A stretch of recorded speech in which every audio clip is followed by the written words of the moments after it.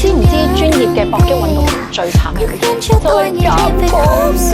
搏擊比賽咧，為咗公平起見咧，我哋一定係會同同磅數嘅人打。咁我都試過咧，有一次參加國際性嘅選拔賽嘅時候咧，喺過磅嘅時候係56.1，做磅翻嚟之後咧係0.01，0.01都係當我唔到磅。咁我都係要諗任何方法，可能係吹口水啊，或者摸下啲頸啊，可唔可以揾其他啊？甚至乎除晒所有衫，務求就係要踏磅。搏擊運動員咧，大部分都選擇低呢個磅，即係例如我係65kg 嘅，但係我打56kg。你越大隻越重，你打落去個破壞力一定會大啲噶嘛。咁所以你重磅嘅人打輕磅嘅時候，咁你咪會叻啲咯。當你全世界嘅搏擊運動員都係咁做嘅時候，但係你唔減喎，我56，佢打56，但係人哋66打56，一定係重磅嗰個會大力啲啦。咁呢個就係優勢啦。